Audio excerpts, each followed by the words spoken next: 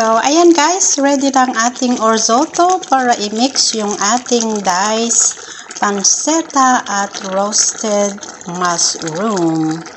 So, ayan na yung ating pancetta guys at saka yung mushroom na ihalo na sa orzoto. Lagyan natin ng cream.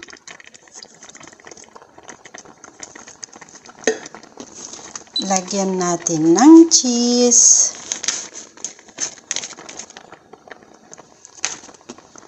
Pagkatapos ay haluin.